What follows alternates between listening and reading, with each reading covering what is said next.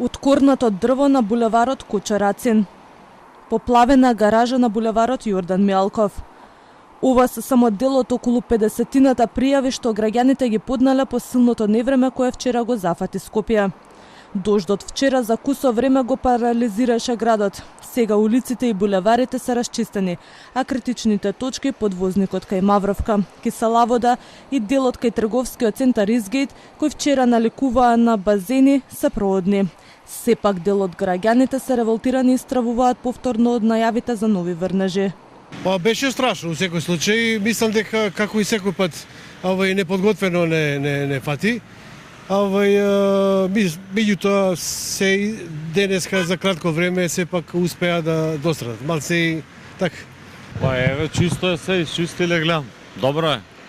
И секоја земја да падне во невреме, ќе има поплави. Пријавени штети има и во Центарот за управување со кризи. Вчера, преку единствен број заетни случаи, имавме околу 300 повика од невремето што го зафати нашата држава.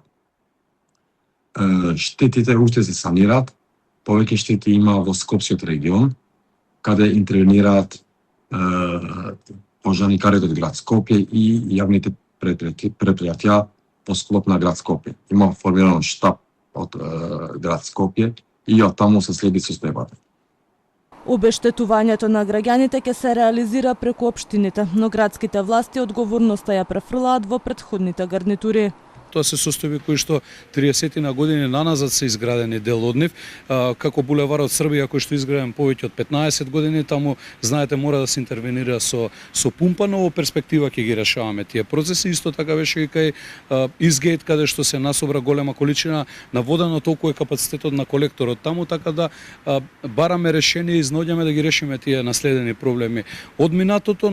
Но невремето не остави само последици на улиците. Поплавен беше и подрумскиот дел на клиниката за радиотерапија и онкологија, поради што привремено беа исклучени апаратите.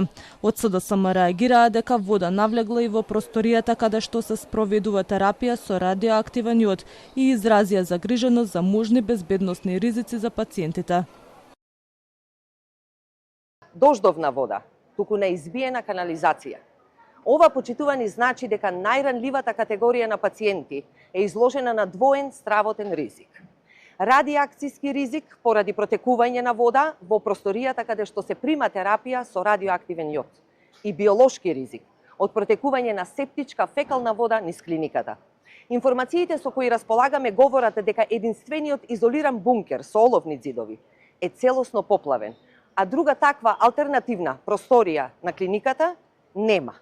Од клиниката пак уверуваат дека водата протекла во подрумот каде што е сместен оделот за радиотерапија и дека апаратите биле исклучени исклучиво како превентивна мерка.